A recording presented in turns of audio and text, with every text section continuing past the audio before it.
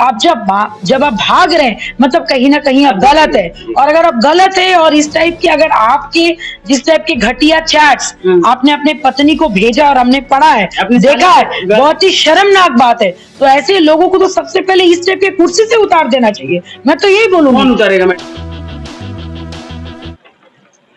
देखिए लगातार मैं आपको चांदी चंद्रा और प्रतीक सेल के केस में आपको अपडेट्स दे रहा हूं। कल हम उनके घर पे भी गए थे, प्रतीक सेल के घर पे गए थे गायघाट, वहां की खबरें आपको बताई। लेकिन इस वक्त हमारे फ्रेम में जो आपको महिला दिख रही है वो देवजानी मित्रा हैं, आरएलजेपी की प्रवक्ता हैं। इनके साथ हम जुड़ेंगे और बात करेंगे कि क्या एक जज जिस पे आरोप इतने संगीन लग रहे हैं उस पे पुलिस अभी तक संज्ञान क्यों नहीं ली है? एफआईआर होने के बाद भी पुलिस उनके घर पे जहां पे वो रहते थे वहां नहीं गई है। इसी जगह पे कोई लेमैन रहता, कोई कॉमन पीपल रहता, उसे पुलिस कब का टांग ली होती या उठा ली होती या उसको हाजत में बंद कर चुकी होती। इस पे हम थोड़ी चर्चा करेंगे क्योंकि आरएलजेपी की प्रवक्ता है देवजानी जी, सबसे पहले स्वागत है। जी जी धन्यवाद। देवजानी जी एक बात बताइए कि चांदनी चंद्रा की शादी होती है 2022 मई में और उसकी मौत हो जाती है 17 अगस्त 2023 को पारस हॉस्पिटल में। अब चांदनी चंद्रा की तीनों बहन और एक भाई और उसके मम्मी पापा और रिलेटिव्स तमाम चीख चीख के बोल रहे हैं कि ये दहेज का पूरा मामला था, हमने 45 लाख के करीब दिया, गाड़ी और कैश ज्वेलरी वगैरह करके, और इसके बावजूद भी उनका डिमांड इतना बढ़ा और जब हमने पैसा देना बंद किया तो चांदनी की मौत इस तरीके से घुट घुट के मौत होती है जिसको वो लोग कह रहे हैं कि स्लो पॉइजन दिया जाता था, एक टाइम खाना दिया जाता था, घर में बंद करके रखा गया था। हाँ, 6 महीने से अधिक घर में बंद करके रखा गया था। और हम भी जब प्रतीक सेल के घर पे गए थे तो हमें वहां सूत्र जो अपार्टमेंट में हमसे मुलाकात हुआ, उसका नाम नहीं लेंगे, उन्होंने हमें बताया कि उस जगह पे कुछ ठीक नहीं था। जो मेरे पास सारे प्रमाण है जो मेरे पास हैं।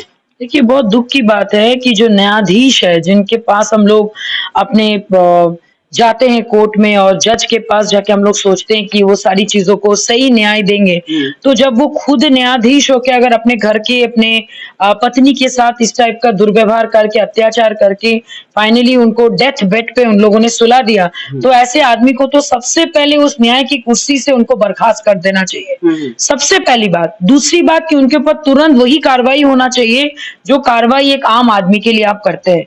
और ये क्या चल रहा है हर जगह हर घर में आजकल यही कहानी, भाई आप पढ़े लिखे हो कम पढ़े लिखे हो, औरतों के साथ जो जैसा मर्जी दुर्व्यवहार करके चले जाते।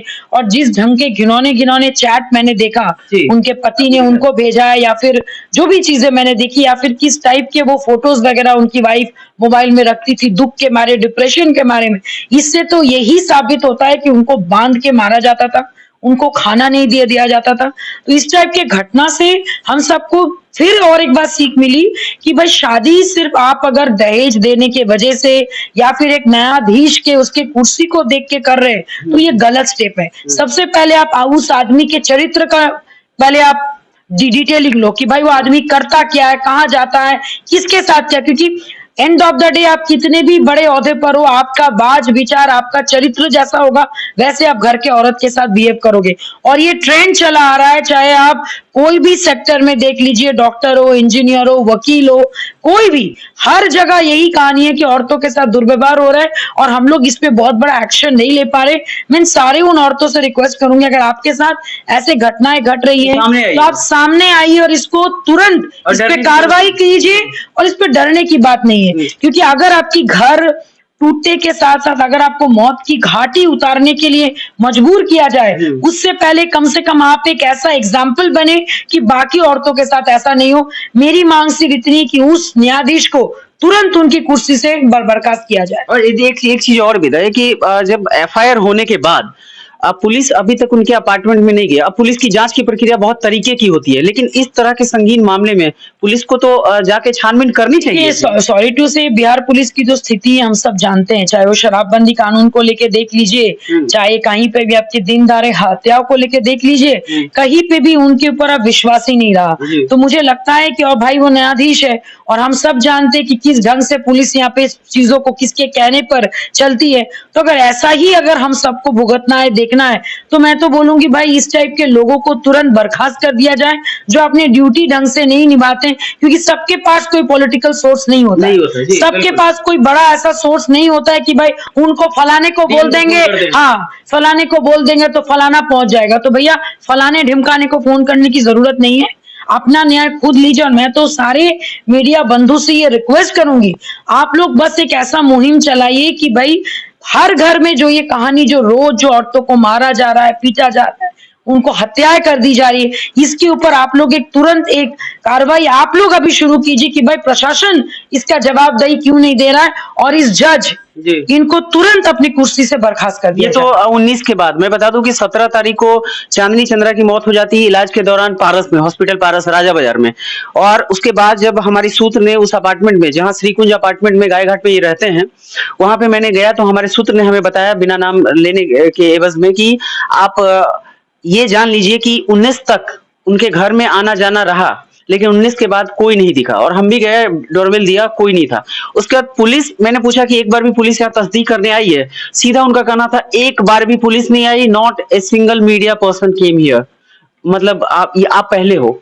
नहीं तो ये बहुत गलत बात है। देखिए मैं तो कह रही हूँ ना कि अपना सोर्स का इस्तेमाल अगर आप ये गलत चीजों को ढकने के लिए कीजिएगा, वो भी एक न्यायाधीश होकर, और पुलिस जिनके पास हम लोग अपना गुहार लेके जाते हैं एफआईआर लिखवाने, अगर वही अगर इस टाइप के अपराधियों को अगर साथ देंगे तो फिर आम जनता का क्या होगा। मैं फिर बोल रही हूँ कि किसका कहाँ पे सोर्स है उस पे बात नहीं करते हैं, सीधा बात करते हैं कि भाई उनको न्याय मिलेगा कि नहीं मिलेगा। जो लड़की की मौत हुई उनके मम्मी पापा का क्या गलती था, उस लड़की की क्या गलती थी। और दहेज प्रथा के खिलाफ फिर से हम बोलेंगे, हम लोग को फिर से वही मुहिम उठाना होगा जो हम लोग बहुत पहले एक बार उठाए थे। नहीं तो पता चला हर घर में पढ़े लिखे कम पढ़े लिखे हर टाइप के लड़कियों की ऐसी मौत होगी। जी। अब एक चीज बताइए कि ये जुडिशियल मजिस्ट्रेट जिन पे आरोप लग रहा है, अपराध होना सिद्ध होना बाकी है, जो कि माननीय न्यायालय करेगी। हम उनको अपराधी अभी नहीं बोलते हैं, आरोपी बोलते हैं। लेकिन सबसे बात है कि अगर जज साहब इतने इनोसेंट हैं, अगर वो गिल्टी नहीं, वो भागे क्यों, वो सामने क्यों नहीं आए? वो आके पेपर में भी एटलीस्ट बोल देते, किसी पेपर मीडिया में, प्रिंट मीडिया में बोल देते, टीवी मीडिया पे बोल देते, सोशल मीडिया पे बोल देते, अपने फेसबुक पे लाइव आके बोल देते। अगर आपको सोशल मीडिया पे नहीं आना है, कहीं पे भी नहीं जाना है, अगर आप इतने ही साफ सुथरा है, भाई आपकी पत्नी का डेथ हुआ है, आप उनको छोड़ के कैसे जा सकते हो? उनके मौत के बाद आप ऐसे भाग कैसे सकते हो? उनकी मौत के शायद मुझे लगता है कि मौत के बाद जब ये तस्दीक होना, जब ये लड़की पक्ष वाले केस किए, ठीक है, शास्त्री नगर में किए, जहाँ की वो ट्रांसफर आलमगंज थाना कर दिया, क्योंकि आलमगंज थाना के क्षेत्र में ही उनका मैं वही बता रही हूँ कि दैट मीन्स आपको कहीं ना कहीं ये डर है कि आपकी पूरी फैमिली इस केस में फंसने वाली है। और ऐसा कैसा विवाह आपने किया जहाँ पे 6 महीना 7 महीना तक आपकी पत्नी को कोई देखा ही नहीं। और जो डिटेल जो रिपोर्ट, जो मेडिकल रिपोर्ट के अनुसार उनकी जो डेथ हुई थी वो नेचुरल डेथ नहीं है। तो इन सारी चीजों को देखते हुए अगर कार्रवाई हो रही है और अगर आप इतने साफ सुथरे हैं तो आपको सामने आना चाहिए। भाई आप में तो इतना क्या कहते सोर्स है ना कि पुलिस आपके घर तक नहीं गई, तो पुलिस आपके घर तक जब नहीं गई तो आपको अपने घर पे रहना चाहिए था। आपको अपने घर पे रह के आपको अपने लोगों से बात करना चाहिए, सामने डट के आप फैसला कीजिए। तो आप जब आप भाग रहे हैं मतलब कहीं ना कहीं आप गलत है। और अगर आप गलत है और इस टाइप की अगर आपके जिस टाइप के घटिया चैट्स आपने अपने पत्नी को भेजा और हमने पढ़ा है, देखा है, बहुत ही शर्मनाक बात है। तो ऐसे लोगों को तो सबसे पहले इस टाइप के कुर्सी से उतार देना चाहिए। मैं तो यही बोलूंगी। कौन उतारेगा मैडम? यहाँ तो मुझे लगता है कि मेन स्ट्रीम मीडिया इसमें कूद ही नहीं रही। नहीं तो मेन स्ट्रीम मीडिया को भी कूदना पड़ेगा। अगर आप लोग सीमा हैदर को केस को इतना इंटरेस्टिंग बना सकते हैं, ज्योति मौर्य का आप लोगों ने जीना हराम कर दिया था, तो भैया यहाँ पे चांदनी जी की क्या गलती है बताइए मुझे। जी एक बार बताए, सीमा हैदर के प्रकरण में आज भी मेन स्ट्रीम मीडिया, किसी ने बोल दिया, किसी महिला ने बोल दिया उनके हस्बैंड को, सीमा हैदर के हस्बैंड को झिंगुर, ठीक है।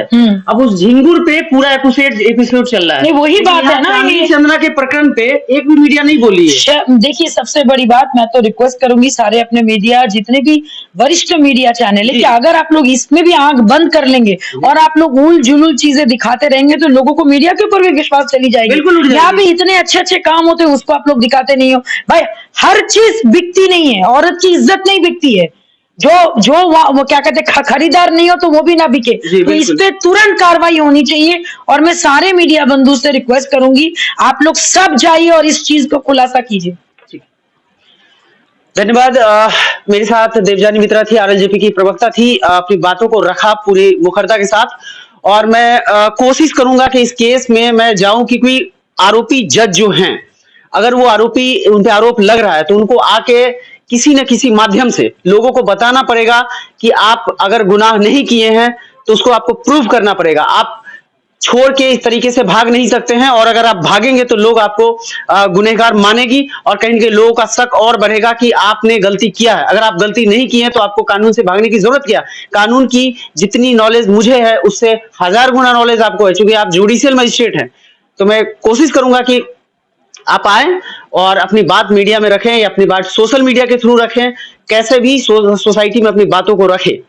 फिलहाल के लिए इतना ही, बने रहे हमारे साथ।